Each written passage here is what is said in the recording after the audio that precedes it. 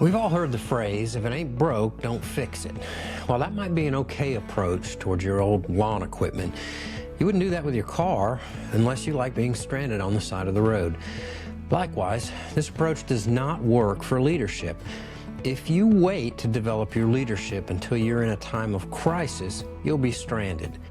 Leaders rarely burn out or fail overnight. They drift toward it quietly. And one of the first warning signs isn't emotional collapse, it's slower, foggier decision-making. Burnout doesn't start emotionally, it starts cognitively. In this episode, I'm talking about preventive maintenance for your leadership and why it is so critically important. Welcome back to the Modern Leadership Solutions podcast, where we help you lead with clarity, intentionality, and confidence. Today I'm talking about preventive maintenance for your leadership, specifically how to protect your ability to make clear decisions before burnout shows up. As I look back on my transition away from corporate leadership, I can now see how the warning signs showed up and that I was unable to see them while I was in that leadership role. I wasn't exhausted, or at least I didn't feel like it, and I wasn't disengaged. Yet I was failing to lead in the ways most needed at the time. I wasn't sharp, and I lacked the clarity I once had.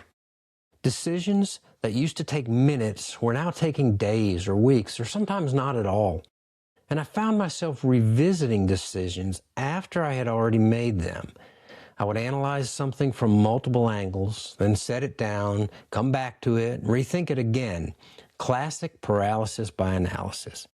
It felt like the responsible way to approach the decisions, and it felt like I was just being thorough. But my inaction and rethinking was killing my leadership, and it was also mentally draining. Looking back, I can recognize this as early stages of burnout. Not an emotional collapse, but decision fatigue. And here's what I learned from it all.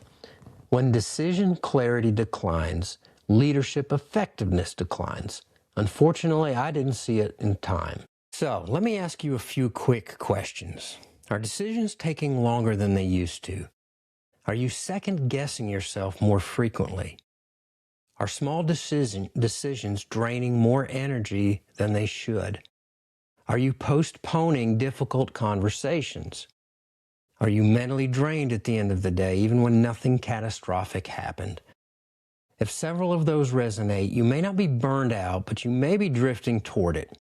I've put together a simple 10-question decision clarity check you can walk through on your own. It's linked in the show notes if you want to take a deeper look.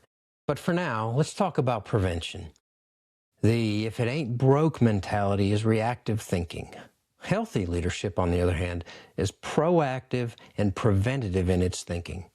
Preventive maintenance protects three things: your thinking, your perspective, and your blind spots.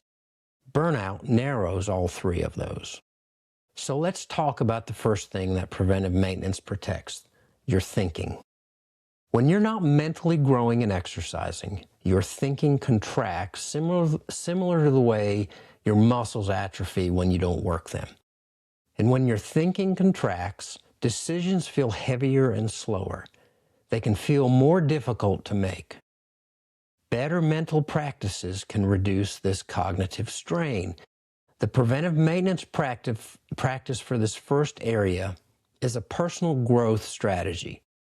That sounds like a difficult thing, but it really isn't that complicated. You don't need an hour a day. You don't need a new certificate.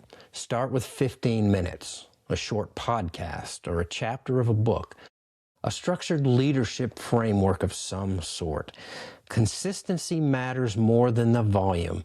Start with this intentional daily practice of personal growth. When you intentionally sharpen your thinking, decisions get clearer, and you're able to move on them faster and more intentionally. Now, the second thing you need to protect is your perspective. Leadership can be isolating, especially as you gain positions of higher responsibility and authority. When you're carrying that responsibility alone, everything feels heavier. Isolation amplifies your doubt. It magnifies problems and it can distort perception. You need peers, not necessarily a formal mastermind or something expensive. Find someone in your industry at your same level, somebody that you can trust. Then compare notes and share challenges. Talk through decisions. Have these conversations on a regular basis, whatever that looks like. You'll find that shared thinking reduces overanalysis. And overanalysis is often a symptom of cognitive strain.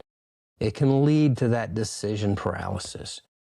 You may find that they have already found a solution to the things you're facing. This type of engagement will help protect your perspective and keep you from overworking yourself.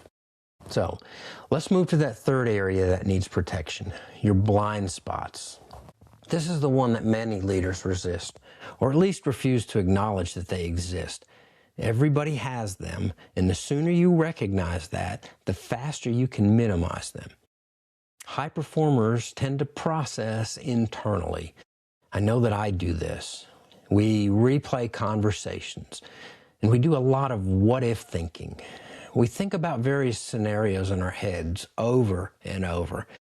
But clarity increases when that thinking is externalized. That can be a mentor or a coach or some other trusted sounding board. Now, this is not the same as an industry peer. This is someone who will listen to what you're saying and then ask better questions than you're asking yourself. Someone who isn't in the middle of the fight or burdened by that responsibility. This isn't the same as an industry peer. This is someone who can confidentially hear what you're thinking and give a trustworthy reflection. Unlike an industry consultant, this is someone who doesn't have to have all the answers. They just need to know how to ask the right questions to help you gain clarity. It doesn't have to be forever. It can be as simple as a focused 90-day engagement that provides meaningful clarity.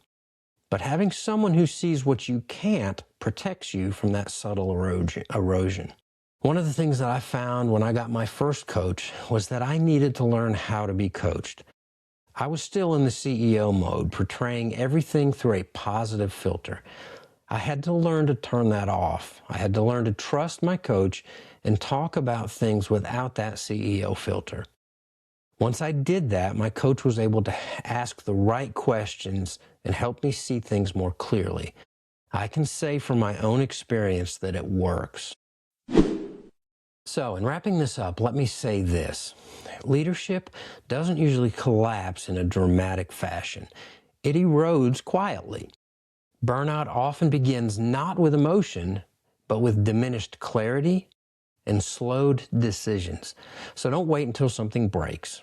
Using what I've talked about, look for ways to protect your thinking with a personal growth practice, protect your perspective with an industry peer or group of peers, and protect your blind spots with a trusted coach or mentor. The preventive maintenance practices will ultimately help you protect your leadership. If you have any questions about how this might look in your specific situation, don't hesitate to reach out. I'm always happy to help point people in a beneficial direction. Thank you for joining me on this brief episode of the Modern Leadership Solutions podcast. I hope the content is useful to you.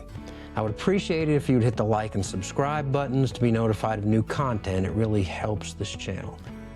In closing, let me leave you with this takeaway. Preventative maintenance isn't a glamorous solution, but often the most effective things aren't fancy. Remember, effective leadership doesn't happen by accident, it's intentional. I'll see you next time.